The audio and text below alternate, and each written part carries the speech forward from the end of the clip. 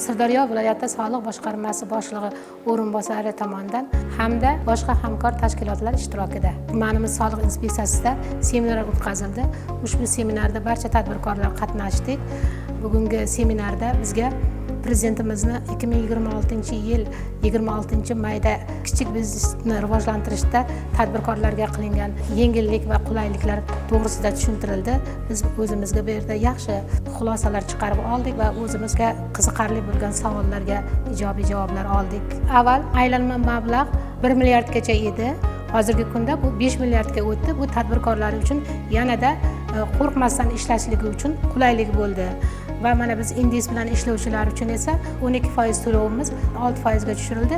Bu ham biz uchun juda katta imkoniyat bo'ldi. Buning uchun muhtaram prezidentimizga va bizda mana shu ishimizda qo'llayotgan barcha tashkilot rahbarlarimizga katta rahmat.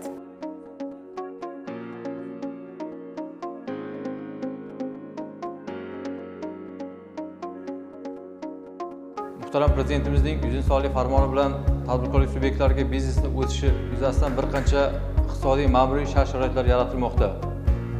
Eng asosiysi tadbirkorlar faoliyatida mahsulot sotish va xizmatlar ko'rsatish, ishlab chiqarilgan mahsulotlarning realizatsiya hajmini real ko'rsatishda qiyinchiliklar tug'dirayotgan soliq solishning umumiy belgilangan tizimiga o'tish chegaraviy miqdorining oshishi ayni muddao bo'ldi.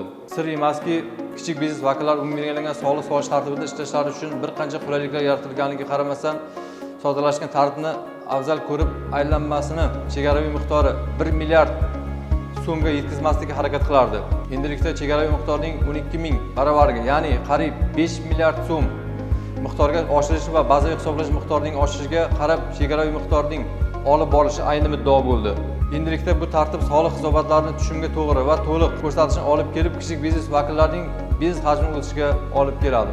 Shuningdek, mazkur farmon tadbirkorlarimiz o'rtasida keng qulayliklar bilan yodda qolarli bo'lib qabul qilindi. Shuningdek, bugungi o'tkazilgan seminarda tadbirkorlar o'zini qiziqtirgan savollarga javob topdi. Shuningdek, mazkur yaratgan imkoniyatdan unumli foydalanish bo'yicha o'zlariga xulosa chiqardi.